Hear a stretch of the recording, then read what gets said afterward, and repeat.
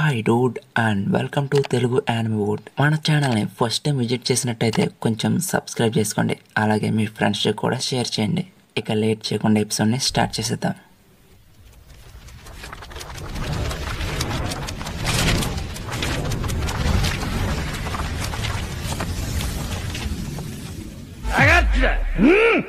Episode starting లో కోబీని behave లో ఉన్న పైరట్స్ అందరూ రౌండ్ అప్ చేసి కన్ఫ్యూజ్ చేస్తూ ఉంటారు. తప్పించుకోవడానికి ఛాన్సే లేకుండా. అయినా తప్పించుకోవడానికి ఒక లాంగ్ జంప్ చేస్తాడు. అక్కడున్న పైరట్స్ ఏమన్నా తింగర వల్ల ఈడి బోంటి మీద కన్నేసి ఉన్నారు. దానితో ఎలాగైనా బోంటిని సాధించాలని గ్యాన్స్ తీసి కాల్ చేస్తారు. కానీ విచిత్రంగా ఆ బుల్లెట్స్ అన్ని పువ్వుల మాదిరి మారిపోతాయి. అసలు ఏం జరిగి ఉంటుందని పైరట్స్ అందరూ గన్స్ ని చూస్తే బుల్లెట్స్ వచ్చే రంధ్రం దగ్గర పువ్వులు వికసించి ఉంటాయి. ఆ పువ్వులు చూడగానే ప్రతి ఒక్కరూ మైమర్చిపోతూ ఉంటారు. ఇంతలో ఒక పైరట్ పువ్వులు గన్స్ పై వికసించడం చూసి డాక్టర్ వేకపంగ్ గుర్తుకొస్తాడు. అండ్ దీన్ని క్రియేట్ చేసింది కూడా పంకతాతే. దీనికి గాను ఆయనకి నోబెల్ బహుమతి కూడా అందజేయడం జరిగింది. ఈ ప్రైజ్ అందుకునే టైంలో ఈడి పిల్ల బచ్చగాడు. అయితే ఇలా పువ్వులు వికసించేలా చేసింది ఎవరో కాదు, హిబిరి. మన కోబిగాడ్ అంటే హిబిరికి చెప్పలేనంత ఇష్టం. ఒకవైపేమో ప్రిన్స్ తో మాట్లాడుతూ ఉంటారు. అండ్ ప్రీవియస్ ఎపిసోడ్ లో 3 పపెట్స్ పైరట్స్ తో పోరాడుతూ ఉంటాయి. వాటిని ప్రిన్స్ యొక్క డెవిల్ ఫ్రూట్ పవర్ తో క్రియేట్ చేసినవి. ఒకవైపు కోసకు తన పవర్ తో పైరట్స్ ని ఎక్కడికి తప్పించుకోనివ్వకుండా ఆ ఐలాండ్ లో ఉన్న బిల్డింగ్స్ తో బ్లాక్ చేసేస్తుంది. ఇదంతా ముందు ప్లాన్ చేసుకున్నట్టే ఎగ్జిక్యూట్ చేశారు. నేను ప్రిన్స్ ని సంప్రదించడం జరిగింది. అక్కడంతా సిద్ధంగా ఉందంట. వైస్ అడ్మిరల్ గార్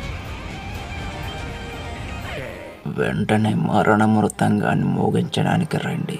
అందరూ గట్టిగా పట్టుకోండి. ఇక గార్పు తాత ఆ షిప్ ని చార్జ్ చేసి గాలిలో ఎగిరేలా చేస్తాడు. ఒకవైపు కోబి హిబారికి ధన్యవాదాలు చెబుతాడు కాపాడడానికి వచ్చినందుకు. ఇలా వీళ్ళిద్దరి మధ్య లవ్ ట్రాక్ నడుస్తూ ఉంటుంది. ఇంతలో పైరట్స్ అందరూ కంగారు పడుతూ ఉంటారు. ఏంటని కోబి వెనక్కి తిరిగి చూస్తే గాలిలో ఒక షిప్ వేల వైపు దూసుకొస్తూ ఉంటుంది. పైరట్స్ అయితే ఆ షిప్ ని చూసాక అర్థమైపోతుంది అది ఎవరిదనేది. దానితో పరిగెత్తడం స్టార్ట్ చేస్తారు. మూర్ఖపు సముద్రపు దొంగలారా, వస్తున్న కాసుకోండి. మన గార్పు తాతను చూసాక కోబి తన జీవితం అంత విలువైనది కాదని ఎందుకు ఇక్కడికి వచ్చారని అనుకుంటూ ఉంటాడు. మూర్ఖులారా, మీరు ఎవరిని కిడ్నాప్ చేశారని అనుకుంటున్నారు? కోబి నేవీ యొక్క భవిష్యత్ మరియు వాడు నా ప్రియమైన విద్యార్థి. గార్పు తాత తన గ్యాలక్సీ ఇంపాక్ట్ తో పైరట్స్ యొక్క దీపాన్నంతా తుడిచిపెట్టేస్తాడు. అక్కడ ఉన్న బిల్డింగ్స్ కాదు, పైరట్స్ కూడా చెల్ల చెదరైపోతారు. ఒకవైపు షిప్ స్మూత్ గా ల్యాండ్ అవడానికి ప్రిన్స్ తన డెవిల్ ఫ్రూట్ పవర్ ని ఉపయోగిస్తాడు. అక్కడ ఉన్న పైరట్స్ లో ఎవడైనా ఎగస్టాల్ చేస్తే కాల్చి పారడానికి మెరువిన్ సిద్ధంగా గన్స్ పట్టుకుని ఉంటారు. మన గార్పు తాతకేమో ఎంత యాక్షన్ చేశాక కూడా ఇంకా సాటిస్ఫాక్షన్ రాలేదు. ఇంకా ఏదో కోరుకుంటూ ఉన్నాడు. అది చూసి అక్కడ ఉన్న పైరట్స్ ఇంతలా డ్యామేజ్ చేశాక కూడా ఇంకా మరింత నష్టాన్ని చేయాలనుకుంటున్నావా? దయచేసి వదిలేయ స్వామి అని వేడుకుంటూ ఉంటారు. అప్పుడే గోబి గార్పు తాత దగ్గరికి పరిగెత్తుకొస్తూ ఉంటాడు. వాడిని చూసాక హెల్మాంపో ఆనందంతో ఏడ్చేస్తూ ఉంటాడు. ఇక అంతా ముగిసిపోవడంతో అందరూ రిలాక్స్ గా ఉంటారు. కోబి హిబారి రావడం చూసి గార్పు తాత కోబిని దాన్ని ఇంకా ఎందుకు మోసుకొస్తున్నావంటే హిబారి దానితో పరిగెట్టడం కష్టంగా అనిపిస్తుంది. అయినా మేము సంఖ్యల్ని తొలగించలేకపోయాం మరియు ఏమి చేయాలో నాకు తెలియలేదు. దయచేసి దీనిని మీరే ఆలోచించండి.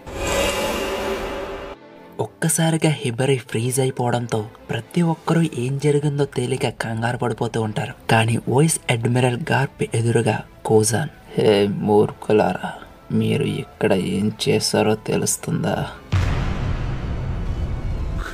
కోబి ఏమో కోజాన్ని హిబారిని ఇలా ఎందుకు చేసావని అడుగుతాడు. అక్కడున్న పైరట్స్ కేమో కోజాన్ రావడంతో ఫుల్ ఆనందంతో చిందులేస్తూ ఉంటారు. కోబి ఏమో కోజాన్ని హిబారిని మళ్ళీ మామూలు మనిషిలా మార్చి అంటే గార్పు తాత అది వృధా ప్రయాస అంటాడు. నన్ను ఇబ్బంది పెట్టకు కోబి, నేను నిన్ను కూడా పారిపోనివ్వలేను. టీచ్ దూరంగా ఉన్నప్పుడు 2 ఏళ్ల క్రితం నౌకాదళ ప్రధాన కార్యాలయం యొక్క స్థానం మీద నెక్స్ట్ అడ్మిరల్ కోసం అడ్మిరల్ ఆకేను మరియు అడ్మిరల్ అయోకీజీ మధ్య పెద్ద గొడవ జరిగింది. 10 రోజులు జరిగిన మారణ హోమం తర్వాత విజయాన్ని సాధించింది ఆకేను మరియు అయోకీజీని దయతో ఆకేను చంపకుండా వదిలేశాడు. అయితే ఆకేను కింద పనిచేయడానికి అయోకీజీ నిరాకరించాడు మరియు అతను నేవికా దళాన్ని విడిచిపెట్టాడు. కొత్త ప్రపంచం ఒక నిర్దిష్ట దీపంలో వారిలోకి ఒకడు సిట్టింగ్ వేయడానికి వెళ్తాడు. ఆ ఐలాండ్ బయట చూస్తే అంతా మంచుతో కప్పబడి ఉంటుంది. అలాగే బ్లాక్ మాయ సిబ్బంది అక్కడే ఉంటారు. అయితే బ్లాక్ మాయను చూసిన అక్కడ ప్రజలు పరిగెత్తడం స్టార్ట్ చేస్తారు. ఇక్కడ ఏం జరిగింది ఏమీ అర్థం కావడం లేదు. ఈ ఐలాండ్ని ఎవరు ఇలా చేసి ఉంటారు? దీనిని చూస్తుంటే అడగాల్సిన అవసరమే లేదనిపిస్తుంది. ఈ ప్రపంచంలో ఇలా చేయగలిగింది ఒక్కడు, అతనే ఆకీజీ. అయితే ఇక్కడ కోజానేమో రైట్ గా మద్యం సేవిస్తూ ఉంటాడు. బ్లాక్ మాయ్ అంతలా అరవడానికి కారణం వాళ్ళ సిబ్బందిని అంతా ఫ్రీజ్ చేసి పారేశాడు. అలాగే మూర్ఖపు పిచ్చోడాన్ని కోజాన్పై అరుస్తూ ఉంటాడు. నువ్వు నన్ను ఇబ్బంది పెడుతున్నావు, అలాగే మీరు మీ టెమెరీ ఫ్రూట్ని ఉపయోగించకపోవడమే మంచిదనిపిస్తుంది. అవి పగిలిపోతాయి కాబట్టి. మీరు వారి కెప్టెన్ కాబట్టి ఇదంతా మీకు తెలుసని అనుకుంటున్నాను. అయినా నేనే దీన్ని ప్రారంభించారని అనుకుంటున్నారా మీరు? నాకు ఏం జరిగిందో మీకు తెలుసు కదా. నేను విరిగిన హృదయంతో మరియు కోపంతో ఉన్నాను కనుక అసలు తప్పు ఎవరిదనేది మీరే ఊహించుకోండి.